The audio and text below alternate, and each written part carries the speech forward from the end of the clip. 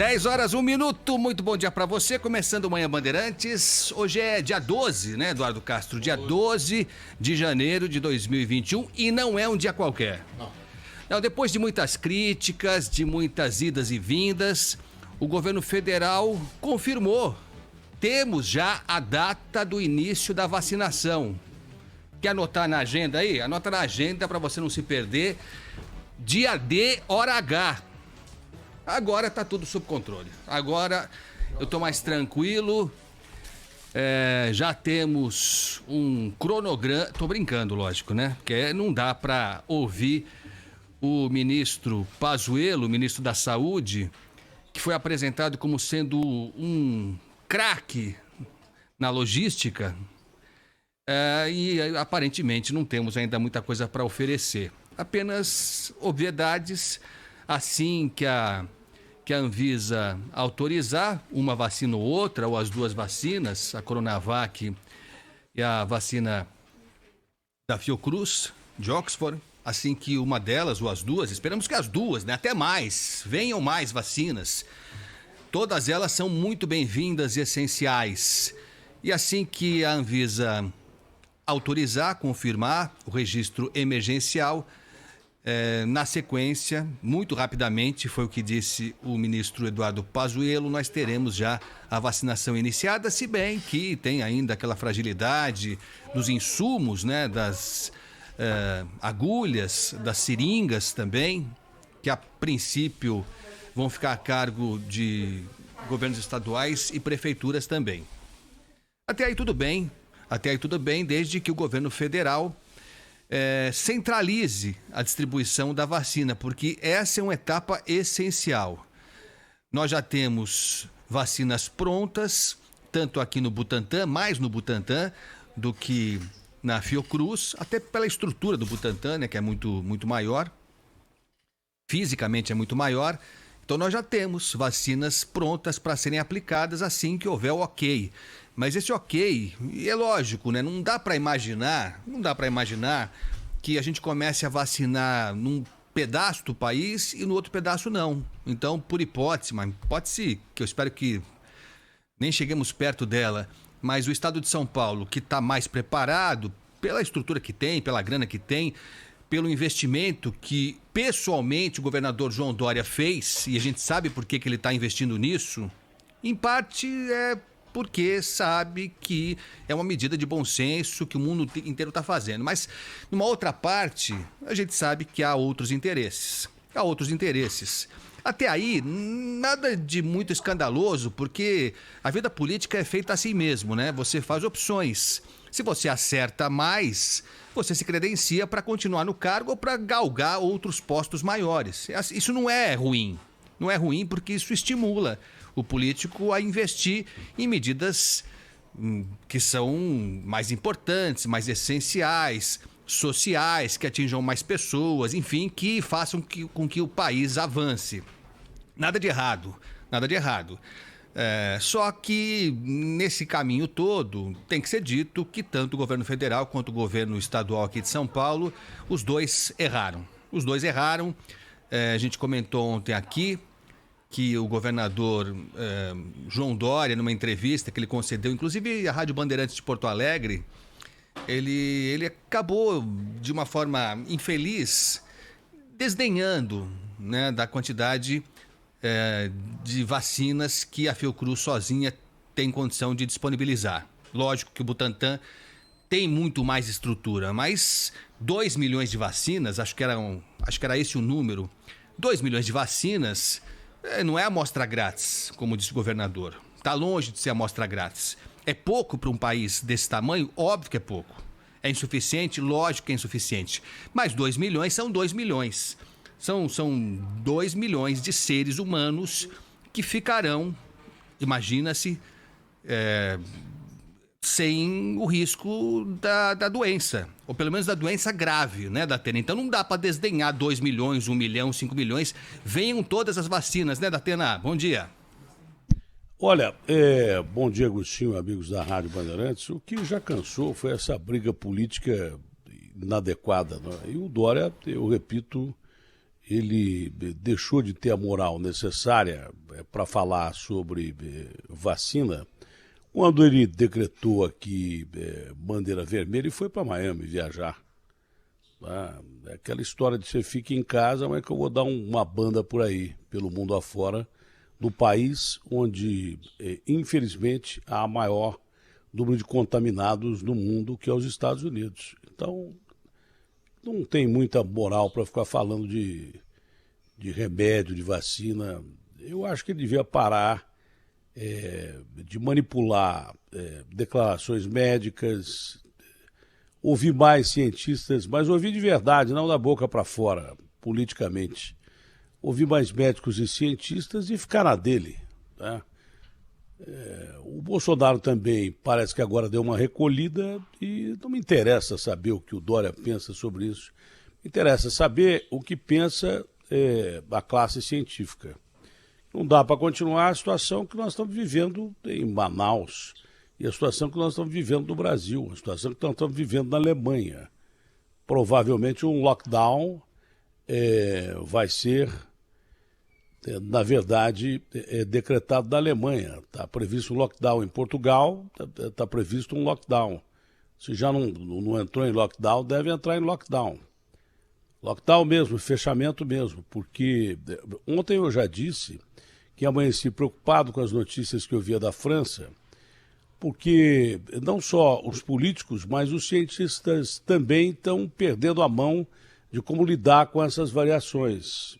Eu já havia falado da variação do vírus em Manaus, que talvez tenha levado a esse número de casos, bem provável, né? Porque o número de casos disparou de uma hora para outra nos Estados Unidos e na Europa. Eu já avisava naquela entrevista com o Dória, um pouco antes já havia dito, e naquela entrevista com o Dória eu já avisava, falei assim, olha, está crescendo o número de casos, a gente vai continuar em bandeira amarela por causa de eleições aqui. É aquela famosa frase do médico, né? Então, aquela história de médico e de louco, todo mundo tem um pouco, mas acho que esses caras estão muito mais loucos do que médicos e eles têm que ouvir médicos de verdade e cientistas de verdade, porque a gente já não tem certeza sobre uma série de coisas, né? Se a vacina que aplica hoje vai ter validade amanhã, porque as variações já são além do limite. Parece que esse vírus muda muito rápido e muda para formas bem diferentes e que talvez a vacina que você estudou tanto para colocar já no mercado, né, ou as vacinas que você usou tanto para colocar no mercado, partem de uma mesma base, de uma categoria nova do coronavírus, que já é uma classe conhecida com gripes que vêm lá de trás, né, com epidemias que vêm lá de trás. O coronavírus não é desconhecido. Por isso que é Covid-19, tem outras categorias todas aí. E ele está variando muito rapidamente. Necessário saber se as vacinas estão sendo feitas, eu fiz essa pergunta para vários cientistas, e já percebo que a convicção dos cientistas em responder se sim ou não já não é tão grande assim. Bom, ontem o site UOL deu um furo, já antecipando que a vacina Coronavac teria menos eficácia do que 60%. Mais de 50%, amigo, é o mínimo ponderável, como diz o Dimas Covas, é melhor do que nada. Tá? Mas é que não fiquem brincando com notícia de 100%, 200%. Pô, a gente botou o Boulos dizendo aqui que se chegasse a 70% era muito, pelo tipo de vírus. Aliás, o anúncio foi feito, eu acordei agora, passei muito mal, aliás, também não estou muito bem, mas o anúncio foi feito já da eficácia da Coronavac, porque ontem foi antecipado pelo UOL, né? Já foi feito o anúncio? Não, deve ser feito hoje, Datena. Está marcada uma entrevista coletiva, mais uma para... mas eu não acredito que o site do tamanho do UOL tenha divulgado uma notícia que não tenha fundamento. Então vai ficar acima de 50, mas abaixo de 60, pelo que eu li ontem no UOL. Deve ser essa a confirmação.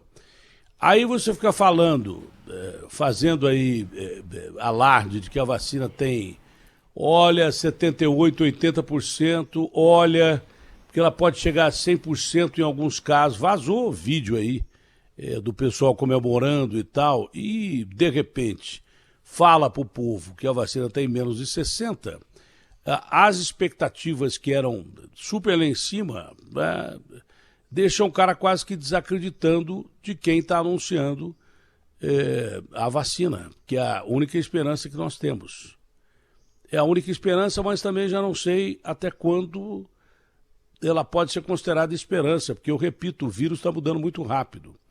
Ontem eu percebi nas entrelinhas, eu tenho mais que um sentido, eu acho que pelo tempo de serviço, eu tenho uma forma de ler as coisas que eu observo detalhes que as pessoas não observam normalmente. Né? É como a sua profissão. Você que é bom na sua profissão, você parece que adivinha alguma coisa. Você está baseado em dados na sua profissão que você é muito bom e que faz as coisas corretamente e você percebe alguma coisa diferente. Ontem, numa frase do jornal francês, Le Parisien, eu disse aqui, que achava, a minha coluna do Metro, se saiu, eu não vi também, porque acordei agora, ela fala sobre isso, ela é muito pessimista porque eu comecei a perceber que as respostas dos cientistas, nos quais eu confio de verdade, parei de ouvir o Dória, parei de ouvir o Bolsonaro sobre vacina, parei de ouvir políticos sobre vacina e comecei a ouvir quem interessa, que são os cientistas e médicos. Mas as respostas a respeito de se essa vacina serve ou não para as variantes do coronavírus estão me deixando cada vez mais preocupado. E cada vez tem mais notícia de sequenciamento de variantes do coronavírus, o que para a classe científica deve estar sendo uma coisa muito séria. E eu fiquei preocupado quando você começa a perceber que cientistas que são brilhantes, não é? E que fazem pesquisa, claro que com muito mais fundos, porque o perigo já existia desde o primeiro coronavírus que saiu da China, e até agora não se sabe como surgiu o coronavírus, provavelmente mesmo da natureza, mas não está explicado. Mas fica aquela dúvida, a preocupação vinha desde o começo. Depois tornou-se esperança com remédios que vão desde a cloroquina até remédio para piolho, remédio para dor de barriga, para verme. Depois se desacreditou essa classe de remédio e partiu para antivirais, remdesivir e tal, e tudo isso se provou ineficaz. Até agora não sei o que está funcionando, me parece mesmo que, na verdade, interessam, que são problemas sérios que a medicina e a ciência apresentam, eu não quero ser muito incisivo, por isso que eu estou pensando para falar, apresentam dados não muito legais de como a gente vai controlar esse negócio no mundo inteiro. Não é no Brasil. Estados Unidos, só notícia ruim. Ontem mesmo, com subnotificação de casos, nós tivemos aí 200 mil casos. Quase 1.500 mortos. É um absurdo. A última notificação séria americana passou de 4 mil o número de casos. A Europa, a Alemanha está desesperada, a França começa a ficar desesperada. Eles já não sabem o que faz mais, se decretam lockdown, se decretam quarentena, sabem que o povo não aguenta mais isso. E eu, como observador, porque a minha profissão é de observação, a minha profissão é de dar opinião, mas de observar para dar opinião. Já observei que na primeira onda nós fizemos a bobagem de fazer carnaval aqui com uma epidemia que estava confinada, vamos dizer assim, dos países asiáticos e europeus indo para os Estados Unidos. Falei, bom, se aconteceu lá, vai acontecer aqui. E nós fizemos carnaval e deu no que deu. Depois aqui, eu falei, olha, não é bom a gente repensar talvez essas eleições, porque os caras já estão contaminados lá fora do país. E aqui o governador chegou a dizer, o pior já passou. O pior já passou, tipo assim, a doença acabou. E aí nós vimos praia lotada, vimos gente ir para as eleições votar mesmo, teve uma participação muito grande, mesmo porque havia polarização. Políticos cínicos, né, que disseram que o Bolsonaro tinha provocado, e provocou mesmo um pandemônio, saindo sem máscara, negando a doença, dizendo que era gripe pequena, isso ele fez mesmo. Mas esses políticos cínicos que meteram o pau nele fizeram igualzinho, para eleger os seus prefeitos. Então foi uma balbúrdia que se estendeu durante as festas de fim de ano.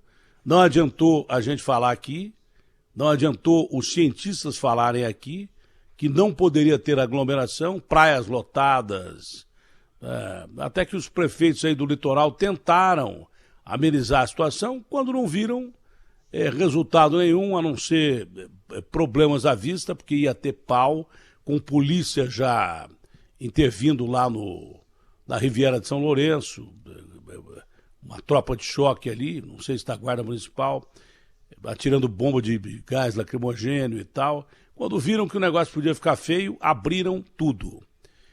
O resultado está chegando agora. O pior é que ele não está chegando aqui no Brasil, porque já era previsto. O mundo parece que começou a desacreditar que esse bicho matava. E ele veio com cepas diferentes e mais fortes. E é essa a minha preocupação. Eu acho que os caras estão perdendo a mão de como controlar a doença. E já mentiram tanto sobre essas vacinas, já omitiram tanto sobre essas vacinas, que a principal palavra é a credibilidade. Né? Essa credibilidade ficou jogada no chão. Então, para resumir, não interessa se a vacina tem 50, 60, 70, 80 ou 90. A vacina que tiver, você tem que tomar.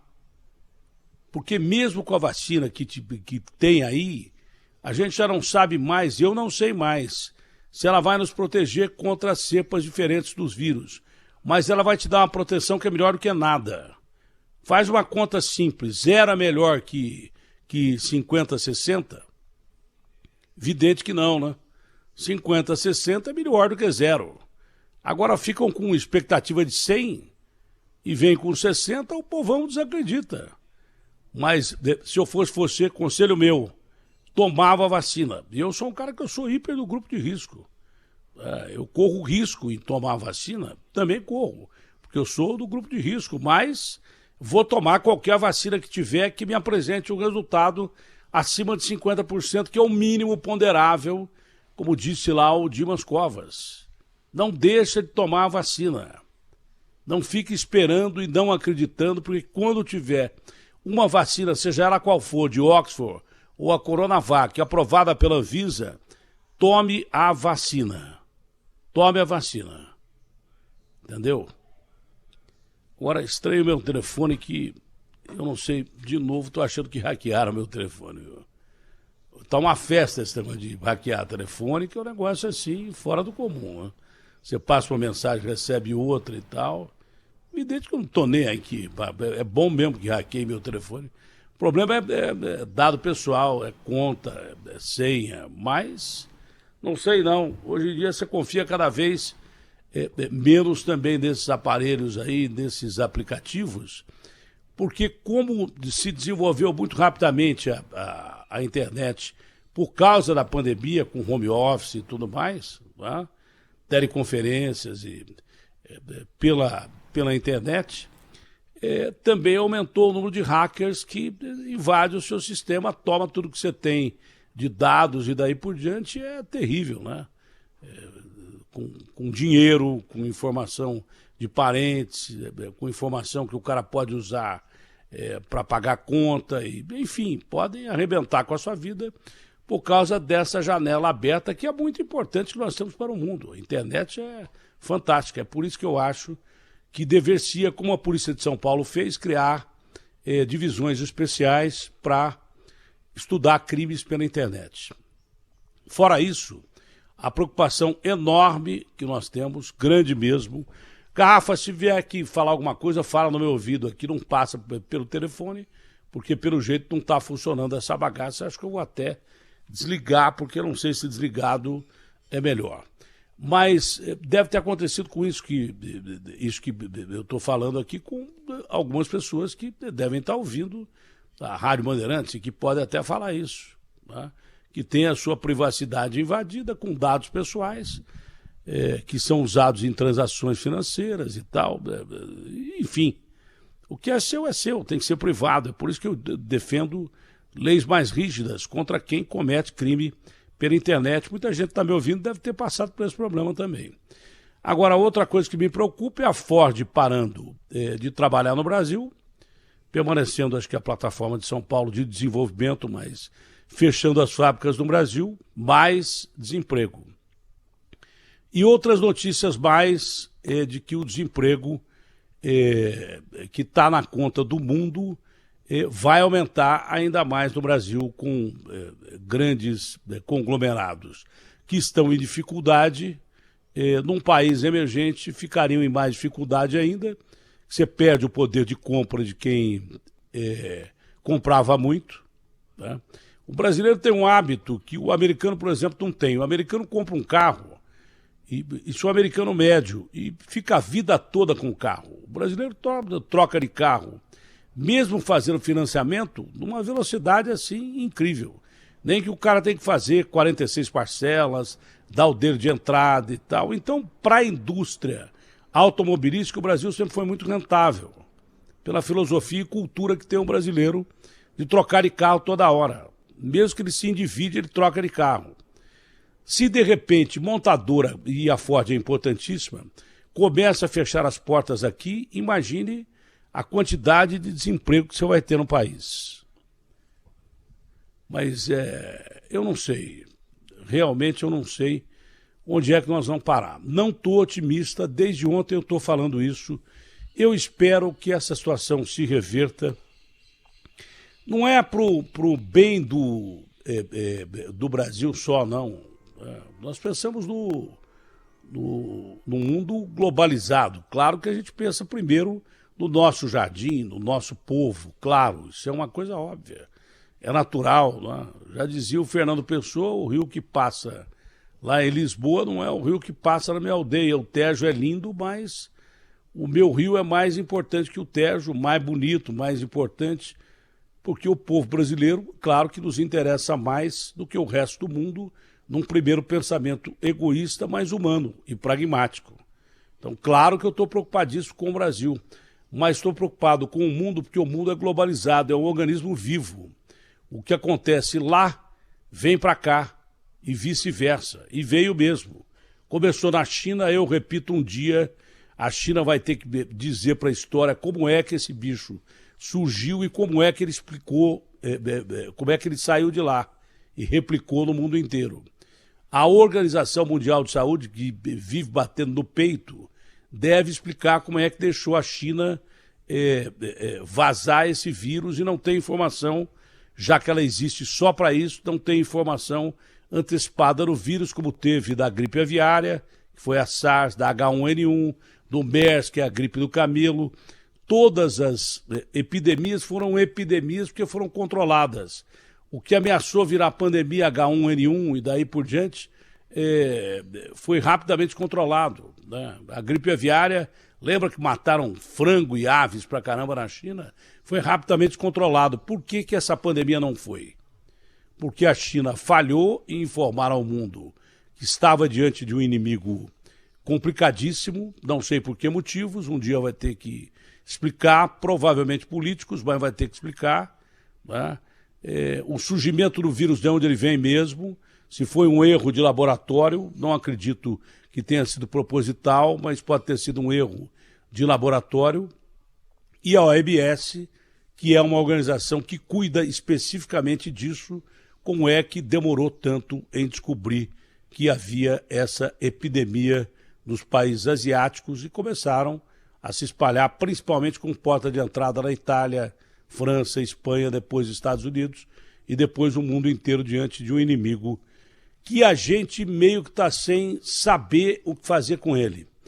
Já ouviu aquele ditado? É melhor esperar o bicho sair da selva para você usar a bala. Acontece que o bicho saiu da selva e nem bala a gente tinha, não tinha nem bala para escolher. E me deixa muito preocupado em saber se a opção das balas que nós estamos tendo agora serão eficazes ou são opções que poderão ser utilizadas já com a mutação, com a variação do vírus. Por isso que tem que vacinar o mais rápido possível e você deveria ser vacinado. Eu não estou dizendo para você tomar a vacina, não. Eu não estou dizendo para você fazer o que eu vou fazer, eu estou dizendo que eu vou tomar. Você toma se quiser. Cada um tem o seu livre-arbítrio e a sua vontade deve ser respeitada. Mas se fosse eu, tomava. Porque quanto mais tempo você dá para esse bicho viver nos seres humanos, mais ele vai mudando. E eu repito, até os cientistas que diziam que, sim, a vacina para o Covid-19, que é o novo coronavírus, serve para a mutação da Inglaterra, serve para a mutação da África, serve para a mutação de Manaus, serve para a mutação americana. O sim, que era definitivo, se tornou um talvez. E é aí que mora realmente o perigo todo dessa doença. Então que venha logo essa vacina, sei lá, se com 60%, 70%, 80%, porque se não der certo, nós estamos começando apenas a perceber o princípio de alguma coisa muito pior do que esse cenário horrível que já está aí.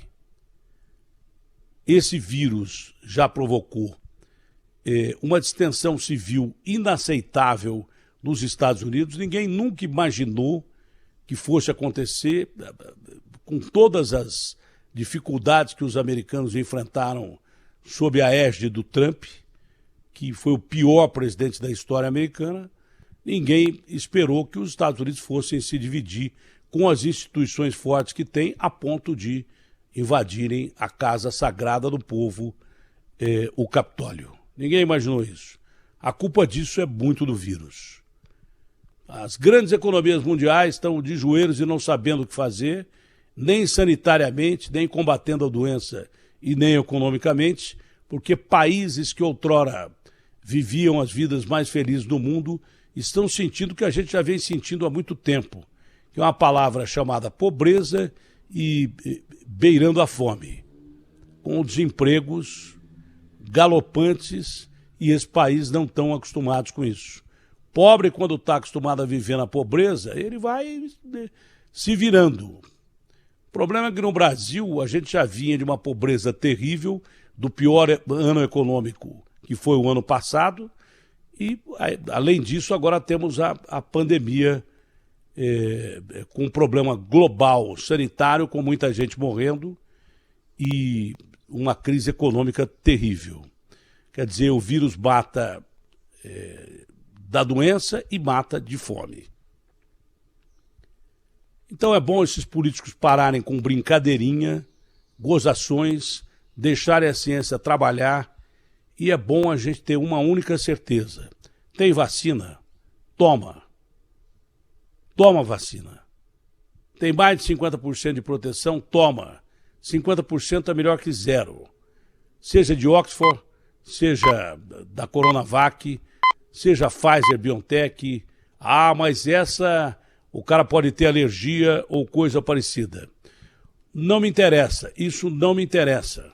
O que interessa é que pelo menos a gente tem uma esperança, que é a vacina. Se ela vai servir amanhã ou depois da manhã para a variante do vírus, quanto mais você se perguntar isso e não tomar a vacina, mais o vírus vai ficar diferente e mais a ciência vai ter dificuldade em lidar com essa praga que ameaça definitivamente, não é a minha vida nem a sua, é a existência da raça humana. RB fechada com você. Opinião. O que é certo. José Luiz da Atena.